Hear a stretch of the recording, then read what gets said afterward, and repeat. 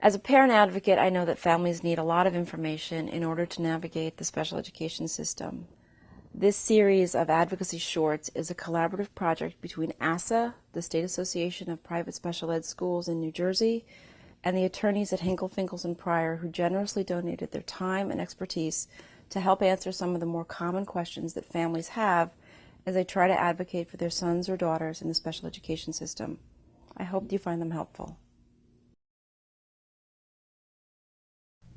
A lot of families that I talk to who are interested in having their son or daughter placed in a private school hear that private schools aren't the least restrictive environment. Can you talk a little bit about LRE, least restrictive environment, and what that means as it relates to private schools? Certainly, Brenda, and it's one of the most misunderstood concepts and requirements of the special education law. The law requires that students be placed in the least restrictive environment that's appropriate to their needs. Least restrictive environment is not a substitute for appropriateness. A program for a student needs to be appropriate before it can be considered the least restrictive environment. So that means that we're going to have a different placement constituting the least restrictive environment based upon individual student needs. And for many students, the least restrictive environment very well may be a private specialized school where they can receive the services that they need, because those are the appropriate services that they need to receive an appropriate education, and because that's the least restrictive setting in which they can receive those services, that also satisfies the parallel requirement that the student be placed into the least restrictive environment.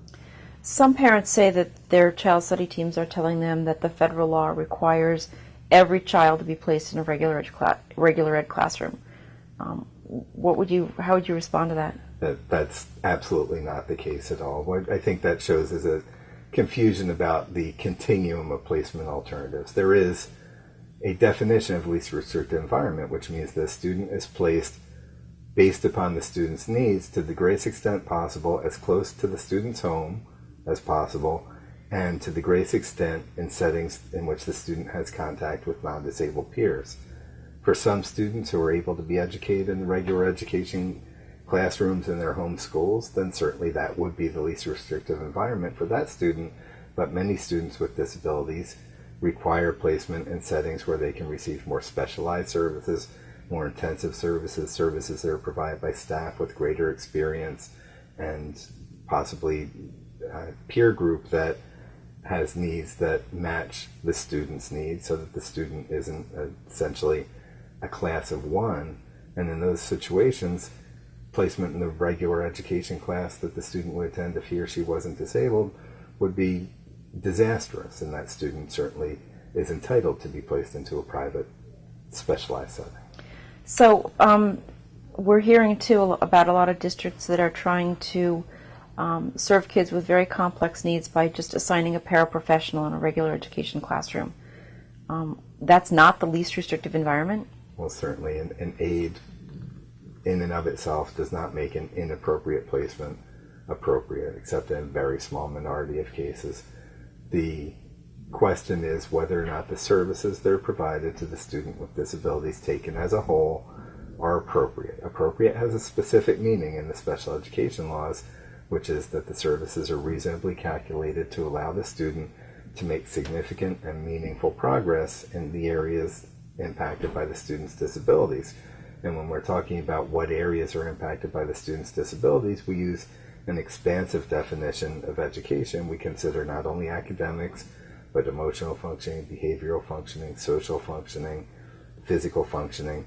For a program to be appropriate, it has to address all of those areas adequately, and sometimes that's just not possible within a public school setting or within a regular class setting, and it may be necessary that the student be placed into, as I stated already, into a private specialized setting. And adding an aid, just by itself certainly isn't going to overcome some of the great impediments that exist in district programs today. So even if a child can learn and meet their academic requirements in, say, a third grade class, if their social and emotional and behavioral needs aren't met, that placement's not appropriate.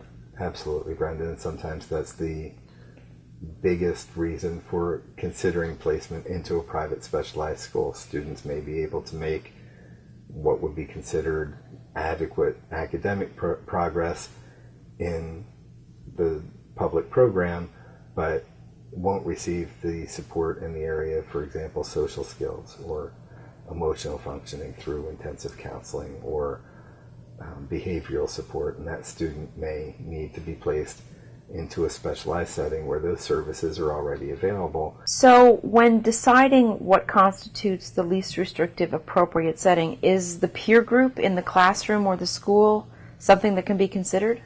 Definitely it can be, and it definitely should be considered, Brenda. And while the law prefers that students be educated in settings to the greatest extent possible with students without educational disabilities, we also have to keep in mind that sometimes that can lead to a situation where a student with disabilities is placed into a group of students who have nothing in common with the student that we're focusing upon. And that student may be much better off being educated amongst a peer group of other students who are struggling with the same kinds of issues, who require the same types of assistance, so that the student with disabilities that we're planning for isn't the only one in the class or in the building that has needs that are going to set the student apart. And the point of educating students with non-disabled peers in the first place is to allow the student to become part of a community. But if placing the student into a public school setting is going to have the opposite result and have the student really be an island unto himself, then maybe it's more appropriate for the student to be placed into a specialized setting where the student will be truly among peers.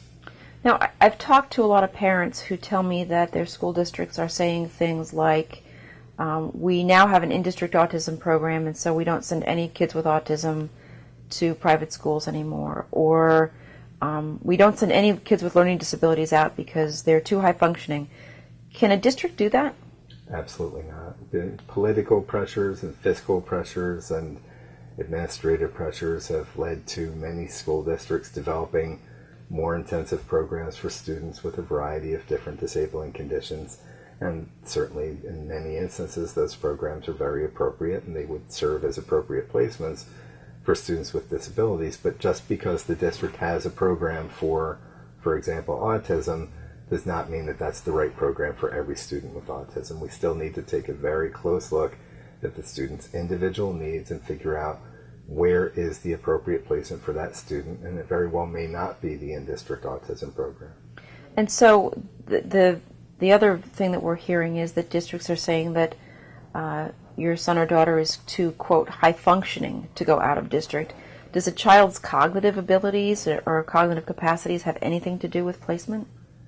I wouldn't say that it has nothing to do with placement, but it certainly isn't the determinant of placement. We have to look at the child as a whole, and we have many students with quite high cognitive potentials, high IQs, who are still in need of very intensive, very specialized services that simply may not be feasible or available in their local public school system or in any public school, and they still may require placement into a specialized school setting because, for example, the social skills needs need to be addressed throughout the school day, not just during social skills training 2 times a week. If we have a student with Asperger's syndrome or autism with great intellectual potential, that student may require a behavior modification program that's implemented from the moment the student gets off the bus in the morning until the moment the student gets on the bus in the afternoon.